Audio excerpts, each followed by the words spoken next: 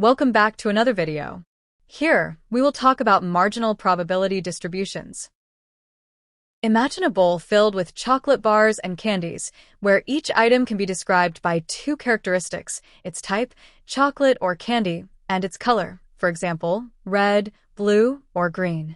The joint probability distribution describes the chance of drawing a specific combination, such as a red chocolate bar or a blue candy. A marginal distribution is obtained when we decide to ignore one of these characteristics. For instance, if we no longer care about color and only ask what fraction of the bowl consists of chocolate bars versus candies, we add up all items of each type across all colors. This gives the marginal distribution of type.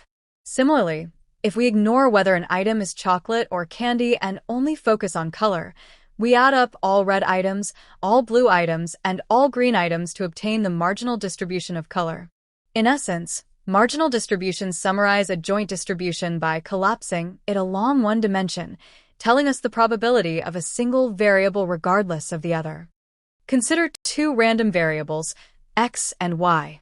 These variables can either be discrete or continuous, and they do not have to be the same type. For example, x could be discrete while y is continuous, or both could be discrete or continuous.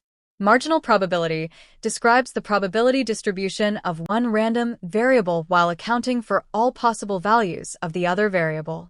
In simpler terms, it tells us the overall probability for just one variable, ignoring the other.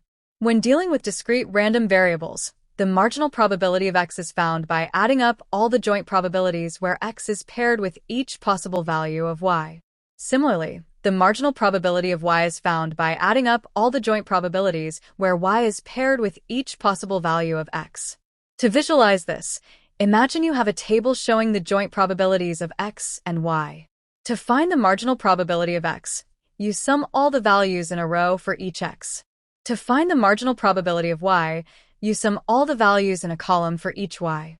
This method helps you isolate the probabilities for one variable from the combined probabilities of both. For continuous variables, the process is similar, but instead of adding, you would integrate over all possible values of the other variable. Here, we are tossing a pair of dice and want to find the marginal distributions of the first die, x, and second die, y, sequentially. To find the marginal distribution of x, the first die, we will make summations over all the possible values of the second die. Let's start by finding the marginal probability mass of x being equal to 1. There are 6 different cases where x is equal to 1. These 6 cases cover all the values the second die can get, while x is still fixed on 1. These cases include pairs of 1 and 1, 1 and 2, 1 and 3, 1 and 4, 1 and 5, and finally, 1 and 6. So, to find the marginal probability mass of x being equal to 1, we sum up all the probabilities where x is 1 and y accepts values 1 to 6. We are technically making a summation over the first column. To find the probability of x being equal to 2, we make a summation over the second column, and we continue in a similar manner until we have the marginal mass probabilities of x being equal 1 to 6. The last row, highlighted in blue, displays the marginal distribution of x. Please pause the video here and try to find the marginal distribution of the second dice, y. Can you answer these questions? As you have guessed, the part highlighted in purple represents the joint distribution of x and y. The part highlighted in blue represents the marginal distribution of x, and the part highlighted in green represents the marginal distribution of y. Let's go over an example together. Here, random variable x is the time in milliseconds until a computer server connects to your machine, guaranteed less than 1 millisecond, and y is the time in milliseconds until the server authorizes you as a valid user, guaranteed less than 10 milliseconds.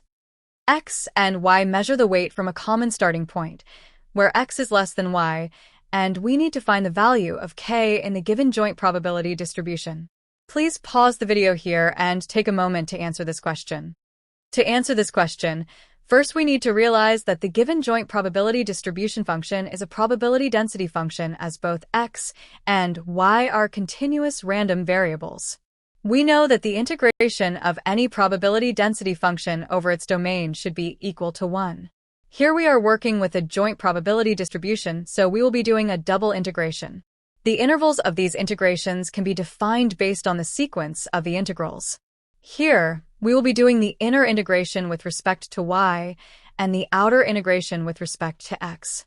We know that random variable x can accept any value between 0 and 1, while y should be always greater than x.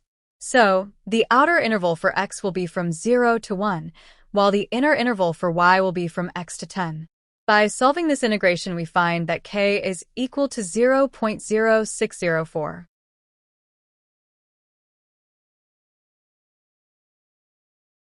Now the question wants us to find the probability, where x is less than 0.8 and y is less than 5.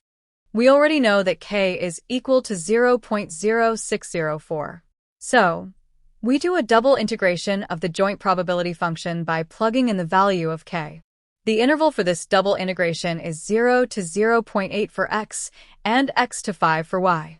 The probability of x being less than 0.8 and y being less than 5 is 0.1269. Now, the question asking us the probability that y exceeds 8 milliseconds. Note that the problem is not giving us any information about the values x can accept. For the first approach, we start by doing a single integration of the joint probability distribution over all the values that x can accept to find the marginal distribution of y. You can see that the marginal probability density function of y is 0.02013 times y. Now that we have this marginal distribution, we can find the probability of y being greater than 8 by doing an integration of the marginal distribution of y from 8 to 10. It gives us the probability of y being greater than 8 as 0.362. Alternatively, we can do a double integration over all values of x and y being limited between 8 and 10. As expected, the reported probability is the same as the previous approach, which is 0.362. Thank you for listening to this short lecture on marginal distributions.